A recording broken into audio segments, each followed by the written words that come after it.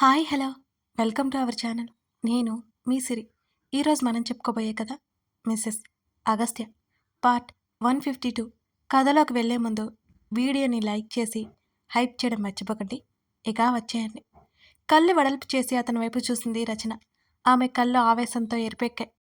వెంటనే అతని నుంచి విడిపించుకొని అతని చెంప మీద కొట్టింది రచన. అతని కళ్ళు నిప్పు కనికలయ్యాయి. అతను ఊరుకోకుండా ఆమె చెంప చెల్లుమనిపించాడు. ఆశ్చర్యంతో నోరు తెరిచింది రచన. How dare you! ఆమె ముంజేతిని పట్టి వెనక్కి తిప్పి అతను దగ్గరికి లాక్కున్నాడు. ఆమె మాటలు రాలేదు. భయంతో కళ్ళు బెదిరి బిత్తర చూపులు చూడసాగింది రచన. అతని నుంచి విడిపించుకోవడానికి గింజుకుంది. ఆమె వల్ల కాలేదు. Leave me!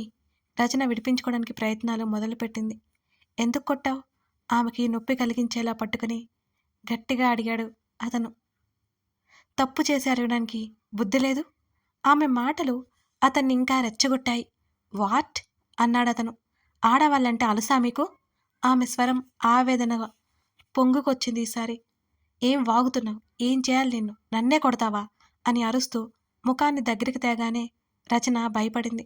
ఆమె కంగారుగా తల వెనక్కి తీసుకుని అతని వైపు అంతే బెదురుగా చూసింది రచన. ఎవరు నువ్వు? ఆ? ఎక్కడేం చేస్తున్నావు? అని గట్టిగా అరిచాడు. నేనిక్కడ జాబ్ చేస్తున్నాను సీరియస్గా చెప్పి అతన్ని విడిపించుకుంది రచన. ఎవరు నీకు ఉద్యోగించినవాడు? ఆ? అని అడిగాడతను. మా బాస్ ఇచ్చాడు. నీకెందుకు మధ్యలో? అని దబాయించి డ్రెస్ సరిచేసుకుంది రచన. ఆమె బుగ్గలు ఎర్రగా కందిపోయింది అతను కొట్టిన దెబ్బకి. దొంగ సచ్చినోడు. తప్పు చేసి కూడా ఎంత గట్టిగా కొట్టేశాడు. చెంప మీద చేయి వేసుకుని తడుముకుంది రచన. తలెత్తి చూసిన రచనకి అతనే తన్నే చూస్తూ కనిపించాడు. చేసేవన్నీ చిల్లర వేషాలు. చూడ్డానికేమో బుద్ధిమంతుడు. అక్కసు వెళ్ళగక్కి వెళ్ళిపోతుంటే ఆమె చేతిని గట్టిగా పట్టుకున్నాడు అతను. ఏం చేస్తున్నావు? వదులు నన్ను. నీ మీద బాస్కి కంప్లైంట్ చేస్తాను. మరొక చేత్తో వేలు చూపించింది రచన. ఆమె చేతిని మడిచి 2 చేతుల దగ్గరికి అతని చేతులతో పట్టుకుని ఇంకా దగ్గరికి లాక్కున్నాడు. ఎందుకు కొట్టావు? అని అడిగాడు. నువ్వు తప్పు చేసావు, కొట్టాను. నేనా? నేనేం తప్పు చేశాను? ముందు నన్ను వదలవయ్యా! రచన చిరాగ్గా విసుక్కుంది. చెప్పకపోతే ఏం చేస్తానో నువ్వు ఊహించలేవు. అప్పటికే వీరావేశంలో ఉన్న అతను అన్నాడు ఆమెనే చూస్తూ. తప్పు చేసి కూడా ఇంకా దబాయిస్తున్నావు, సిగ్గులేదా? అని అసహ్యంగా చూస్తూ చెప్పింది. ఆమె మాట్లాడడం ఆపలేదు. అతనిలో ఇంకా ఇంకా అసహనం ఎక్కువైపోయింది. అమ్మాయి కనిపిస్తే చాలు ఎలా ముట్టుకోవాలా అని చూస్తారు. ఆమె కళ్ళల్లో కనబడుతున్న అసహ్యానికి అతని నరాలు చీట్లినంత కోపం వచ్చింది ఒక్కసారిగా. ఇంకొక క్షణం ఆలస్యం చేయకుండా ఆమెను అలాగే బంధించి ఆమె పెదవుల మీద అతను ముద్దు పెట్టుకున్నాడు. ఆ చర్య ఊహించని రచన బిగుసుకుపోయింది. ఆమె తేరుకునే లోపే అతను ఆమెని ముద్దు పెట్టుకుంటూనే ఉన్నాడు. ఆమె కళ్ళల్లో నీళ్లు రివ్వున కిందకు జారాయి. అతని బలం ముందు ఆమె బలం సరిపోలేదు. అతనిలో ఆవేశం తీరినట్టు ఆమెను వదిలేశాడు. అతన్ని అక్కడికక్కడే చంపేయాలనిపించింది ఆ క్షణం రచనకి. ఏం చేయాలో అర్థం కాలేదు. కాసేపు మెదడు పనిచేయలేదు. అతని చూపుల్లో పొగరు, గర్వం తొణికిసలాడుతున్నాయి. అతన్ని ఎదిరించలేక వెనక్కి తిరిగి పరిగెత్తింది రచన. ఆమె పరిగెత్తుతుండగా ఆమె ఏడుస్తున్న శబ్దం అతను వినేశాడు. సరాసరి వాష్రూంలోకి వెళ్ళిపోయింది రచన. ఆమె చేతుల్లో ముఖం దాచుకుని ఏడవసాగింది. ఈ మగవాళ్ళు ఎంత దుర్మార్గులు! ఒకడేమో తన్ని తాకాలని చూస్తాడు. ఇంకొకడేమో ఇప్పుడు ఏకంగా తనతో ఛీ! ఆలోచించడానికి కూడా ఆమెకి అసహ్యంగా ఉంది. ఆమె వచ్చిన దగ్గర నుంచి మేనేజర్ చూపులన్నీ ఆమె మీదే ఉన్నాయి. ఆమెను ముట్టుకోవాలని చూస్తున్నా ప్రతిసారి తప్పించుకుంటోంది. డైరెక్ట్‌గా గొడవ వేసుకుంటే తనకే లాసని ఊరుకుంది. అందుకే అతని నుంచి తప్పించుకోసాగింది. ఇప్పుడేమో ఇతను. తను ఏం చేయలేదా ఇతన్ని? ఒకవేళ నలుగురితో చెప్తే తనదే తప్పు అంటారేమో! తల పట్టుకుని ఏడవసాగింది రచన. ఎవరో వస్తున్నట్టు అర్థమవుతుంటే ముఖం మీద ఆమె నీళ్లు చల్లుకుంది. కర్చీఫ్‌తో ముఖం తుడుచుకుని ఆమె బయటకొచ్చేసింది. రచన, నిన్ను మేనేజర్ గారు పిలుస్తున్నారు. ఆమె కొలీగ్ హారిక చెప్పింది. రచన చిన్నగా నవ్వి తలాడించింది. వస్తున్న కన్నీళ్లు ఆపుకుంది. ఆమెకు మేనేజర్ ఎదురొచ్చాడు. కళ్ళతోనే తినేసేలా చూశాడు. ఏంటి సార్ పిలిచారట? ఆమె చాలా మామూలుగా అడిగింది. ఆమెకు జరిగిన అవమానం ఆమె మర్చిపోలేకపోతోంది. బాస్ పిలుస్తున్నారు వెళ్ళు. అతను చెప్పి వెళ్ళిపోయాడు. రచన గట్టిగా ఊపిరి తీసుకుని బాస్ క్యాబిన్లోకి వెళ్ళిపోయింది. తనని ముద్దు పెట్టుకున్న వ్యక్తి తన బాస్ ఒకరే అని తెలియడంతో ఆమె ఆ క్షణం బిక్కచచ్చిపోయింది. అయినా సరే భయాన్ని బయటికి కనిపించనివ్వలేదు రచన. ఆమె ఏ తప్పు చేయనట్టు ఆమె చూపులు సూటిగా అతని వైపే ఉన్నాయి. అతని ముఖంలో చిన్నపాటి ఆశ్చర్యం. అంతలోనే ఏదో సాధించినట్లు గర్వం. రచనకు ఉద్యోగం మానేసే ఛాన్స్ కూడా లేదు.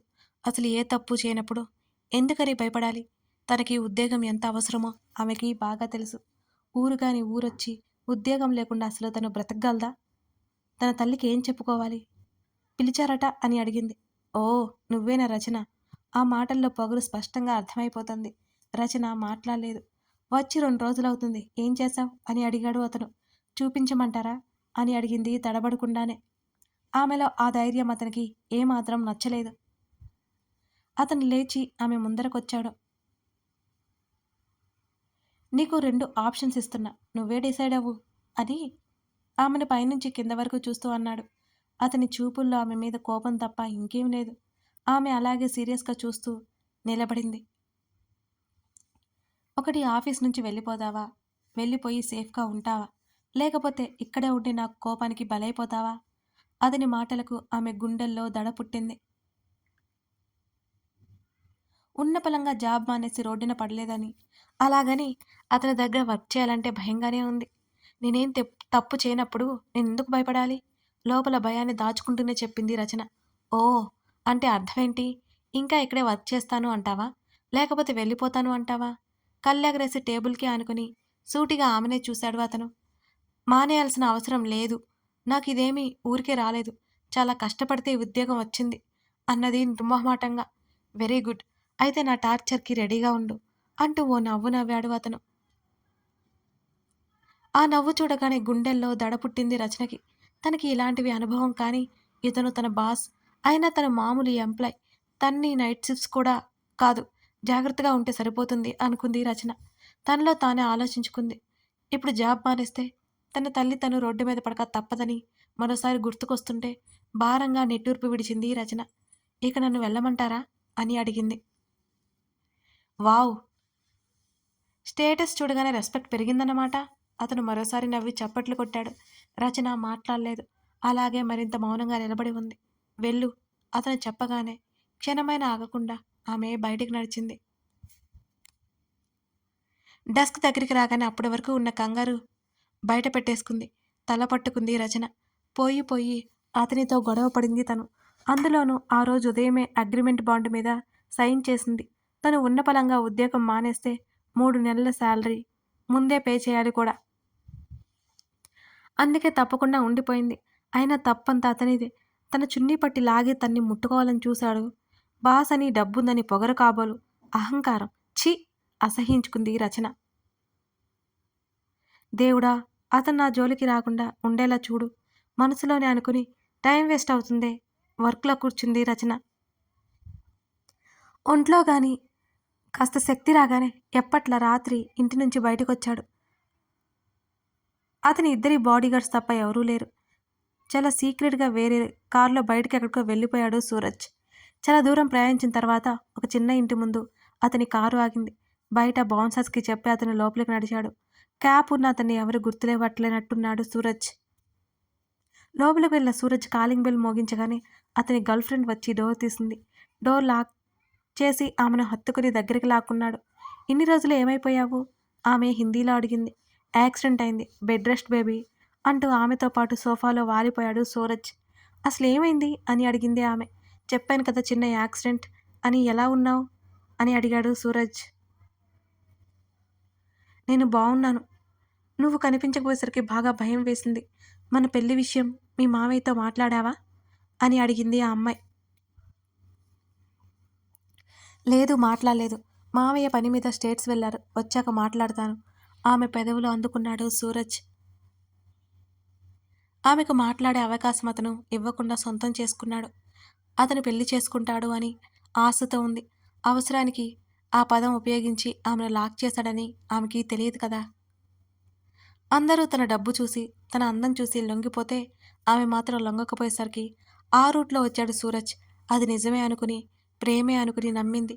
సూరజ్ని ఫాలో అవుతున్న జేమ్స్ అగస్త్యకి కాల్ చేసి విషయం వివరించాడు సూరజ్ గురించి. వాడు అక్కడి నుంచి వెళ్ళిపోయిన తర్వాత ఆ ఇల్లు ఎవరిది, లోపల ఎవరుంటున్నారో డీటెయిల్స్ అన్నీ కలెక్ట్ చేయి జేమ్స్ అని చెప్పేసి కాల్ కట్ చేశాడు అగస్త్య. సూరజ్ని చితక్కొట్టిన ఇద్దరితో పాటు జేమ్స్ అక్కడే ఉండి వాళ్ళని గమనిస్తున్నాడు.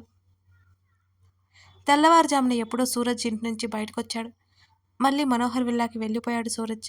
సూరజ్ని లాక్ చేయడానికి ఇదో అవకాశంగా భావించాడు అగస్త్య. పూర్తిగా తెలియకుండా అందులోకి దిగడం మంచిది కాదని అగస్త్య సమయం కోసం చూస్తున్నాడు. ఇంకా కింద కూర్చుని ఉన్న శ్రీతకి బెడ్ మీద కూర్చుని నెమ్మదిగా తలలో వేలి పెట్టి మర్దన చేసాగాడు అగస్త్య. శ్రీత ముఖంలో చెప్పలేనంత రిలీఫ్ కలిగింది అతడు చేస్తున్న పనికి. ఇంకా మంచి ఆయిల్ ఉంటే అదిరిపోతుంది అంటూ ఓరగా చూసింది. ఇంతటితో ఆగిపో, ఇప్పటికిప్పుడు తీసుకురాలేనులే అన్నాడు. మూతి తిప్పి నీ చెయ్యి పడితే అని ఆమె చెప్తుండగానే ఫీలింగ్స్ వచ్చేస్తాయా అంటూ టీస్ చేశాడు అగస్త్య. కప్పలా నోరు తెరిచి తల వెనక్కి వంచి అప్పుడు అతడి ముఖంలోకి చూసింది శ్రీద. ముందుకు వంగి విచ్చుకున్న ఆమె పెదవులను అతని పెదవులతో మూసివేశాడు. మరోవైపు రామ్ దగ్గర ఇప్పటికీ మీరు జాయిన్ చేసి 10 days పైన అయింది మిస్టర్. మీరు ఇంకా ఆఫ్ కూడా పే చేయలేదు జూనియర్ డాక్టర్ చెప్తుంటే రామ్ మౌనంగా ఉండిపోయాడు. సార్ చేస్తానండి, అమౌంట్ రావాల్సి ఉంది, చేస్తాను, 2 days టైం ఇవ్వండి అని అన్నాడు రామ్. 2 days అంటే సరే, అంతకంటే ఎక్కువ రోజులంటే కుదరదు సార్ అతను మొహం మీద చెప్పేసి వెళ్ళిపోయాడు. థ్యాంక్ యూ, మిగతాది పే చేస్తానని రామ్ అన్నాడు. కళకి మెడిసిన్ తీసుకుని ఐసీయూ దగ్గరికి వచ్చేశాడు. ఇప్పుడు తన దగ్గర ఉన్న అమౌంట్ కట్టేస్తే మెడిసిన్స్కి ఇబ్బంది అవుతుంది. కాళ్ళు చేతులు ఆడట్లేదు అతనికి. అతని అదృష్టం బాగుండి శాలరీ కూడా పడింది. అది చూసుకుని హడావుడిగా వెళ్ళి సగం పే చేసి వచ్చాడు. ఇంకొద్ది రోజులు ఎలాగో అలా మేనేజ్ చేసుకుని మిగతా అమౌంట్ కూడా చూసుకోవాలి అనుకున్నాడు రామ్. అతనికి పిచ్చి పట్టేలా ఉంది. తను పే చేయకపోతే వెళ్ళిపోమని నిర్మోహమాటంగా చెప్పేస్తారేమో. 2 చేతుల్లో ముఖం దాచుకొని అలాగే ఐసీయూ బయట కూర్చున్నాడు రామ్. రోజు సూరజ్ యాక్టివిటీ గమనిస్తున్న అగస్త్య సూరజ్ని కిడ్నాప్ చేయాలని డిసైడ్ అయిపోయాడు. అతన్ని పట్టుకోవాలి అంటే ఖచ్చితంగా సెక్యూరిటీ లేనప్పుడే జరుగుతుంది. సూరజ్ అతని గర్ల్ ఫ్రెండ్ దగ్గరికి వెళ్ళేటప్పుడే అది వీలవుతుందని అగస్త్యకి అర్థమైంది. ఆ అమ్మాయికి అతని విషయాలన్నీ బయట పెట్టాలని అనుకున్నాడు జేమ్స్. కానీ అగస్త్య ఆగిపోమని చెప్పాడు. ఒకవేళ ఆ అమ్మాయి సహాయంతో సూరజ్ని పట్టేసుకున్నా పొరపాటున సూరజ్ మిస్ అయితే ఆమె ప్రాణాలకే ప్రమాదం. అయినా ఎవరినైనా ఉద్ధరించడానికి అతను దేవుడు కాదు కదా, ఒక మామూలు మనిషి. ఆ అమ్మాయి సమస్య ఆ అమ్మాయి పరిష్కరించుకుంటుంది.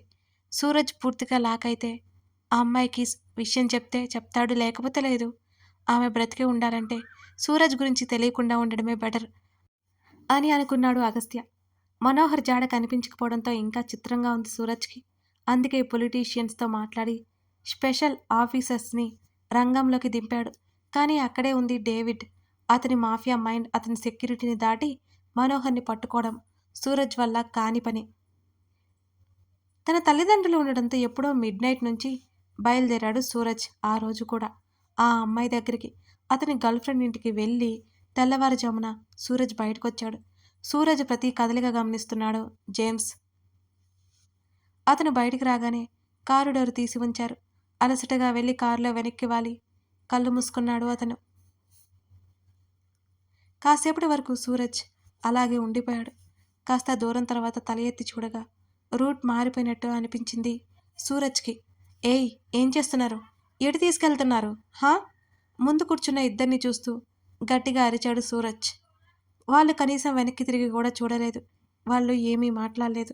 అతను ఉన్న కారు ఎక్కడికో వెళ్ళిపోతుంది. సూరజ్కి భయం కలిగింది. వాళ్ళిద్దరూ తన సెక్యూరిటీ కాదని సూరజ్కి కాసేపటికే విషయం అర్థమైంది. అతనికి ఒళ్ళంతా చెమటలు పట్టాయి. అసలే ప్రాణభీతి ఎక్కువ. ఎలా తప్పించుకోవాలని ఆలోచిస్తూ మొబైల్ కోసం చూశాడు సూరజ్. మొబైల్ ఆ ఇంట్లోనే మర్చిపోయినట్టు అతనికి గుర్తుకొచ్చి తల బాదుకున్నాడు ఒక్కసారిగా. గన్ కోసం చూశాడు. అది కూడా లేదు అతని దగ్గర. వెళ్ళేటప్పుడు కారులోనే పెట్టి వెళ్ళాడు. ఎవర్రా మీరు?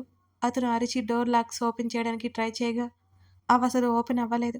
ముందు కూర్చున్న డ్రైవర్ మెడ పట్టుకోబోతుంటే ఆ పక్కన ఉన్న వ్యక్తి సూరజ్ మొహం మీద కొట్టాడు. అతను వెనక్కి తిరిగి చూడగా సూరజ్ బిగుసుకుపోయాడు. జేమ్స్ అనుకున్నాడు అప్రయత్నంగా. జేమ్స్ గన్ పెట్టడంతో సూరజ్ సైలెంట్గా వెనక కూర్చున్నాడు. మరో గంట ప్రయాణం తర్వాత డేవిడ్ విల్లాకు తీసుకొచ్చారు. సూరజ్ కళ్ళకు గంతలు కట్టి గదిలోకి తీసుకెళ్ళిపోయారు. కుర్చీకి కట్టేసి తన కోపం తీర్చుకునేలా కొట్టడం మొదలుపెట్టాడు జేమ్స్. అది అగస్త్య చెప్పలేదు. జేమ్స్ ఊరుకోలేదు. పనిలో పనిగా అరవడానికి కూడా లేకుండా నోటికి కూడా క్లాత్ అడ్డుపెట్టేశాడు జేమ్స్. మరోవైపు వాట్? శ్రీద గట్టిగా అరిచింది. ఎస్. లేదు, నేను వెళ్ళను. నువ్వు వచ్చే వరకు హైదరాబాద్ వెళ్ళను గట్టిగా చెప్పి కోపంగా బెడ్ మీద కూర్చుంది శ్రీద. నీకోసం అవి చాలా దిగులు పడుతుంది సెనోరిటా.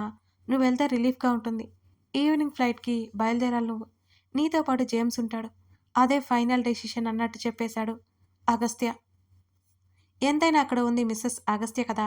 అతని మాటలకు ఏమాత్రం అదర్లేదు బెదర్లేదు. వెళ్ళను అని ఖచ్చితంగా చెప్పేసింది. నేను వెళ్ళను, నువ్వురా, నీతో పాటు వస్తాను, అంతేకాని నన్ను ఒక్కదాన్ని పంపించాలని అస్సలు చూడకు అని గట్టిగా చెప్పింది. ఆమె మాటలకు విసుగ్గా చూశాడు అగస్త్య. కుదరదు, వెళ్ళమని చెప్తుంటే అర్థం కావట్లేదా నీకు? అతనిలో ఆవేశపు జ్వాలలు ఒక్కసారిగా బయటికి పొంగిసాగాయి. అతని దగ్గరికి అడుగులు వేస్తున్న శ్రీద అతని కోపాన్ని చూసి ఆగిపోయింది అక్కడే. ఎందుకు నన్ను పంపించాలని చూస్తున్నావు? ఎందుకు? ఆమె ఏడుపు దాచుకుంటూ అడిగింది అతన్ని. ఇక నిన్ను రూమ్లో ఒంటరిగా వదిలేసి నేను వెళ్ళలేను సెనోరిటా. అర్థమవుతుందా? ఇన్ని రోజులు ఒక చిన్న పాప తల్లి లేకుండా ఎలా ఉంటుందనుకున్నావు? నీ కోసం చూసావు కదా, ఎలా ఎలా అల్లాడిపోయిందో చూసావు కదా అని అన్నాడు అత్యంత ఆవేశంగా అగస్త్య. ఇవన్నీ మనకొద్దు. అతనికి చెప్పేసి నువ్వు కూడా రా. ఇక్కడ అతను ఒంటరిగా ఉండడం తనకేమాత్రం ఇష్టం లేక అడిగింది శ్రీద. అతనిక్కడ ఉంటే తను అసలు నిద్రపోగలుగుతుందా? అతను గట్టిగా కళ్ళు మూసుకొని అసహనాన్ని ఆనుచుకుంటూ ఆమె దగ్గరికి అడుగులు వేశాడు అగస్త్య. కథ కొనసాగుతోంది. ఇంతకీ మన రచన క్యారెక్టర్, ఆ రచన బాస్ స్టోరీ ఎలా ఉంది? సూరజ్ పని అగస్త్య పట్టేస్తాడన్నమాట. కాకపోతే ఇప్పుడు శ్రీద వెళ్ళిపోతుందా లేక మొండిగా అలాగే ఉంటుందా? అగస్త్య ఒప్పిస్తాడా? మీకేమనిపించిందో కామెంట్ చేయడం మాత్రం మర్చిపోకండి. ఇంకా మరిన్ని స్టోరీస్ కోసం కొత్త వాళ్ళు మన ప్రొఫైల్లోకి వెళ్ళి మిగతా స్టోరీస్ కూడా చూడొచ్చు. మంచి మంచి కథలు ఉన్నాయి మీకోసం. Thank you for watching this video. మరో ఎపిసోడ్తో మనం మళ్ళీ కలుద్దాం.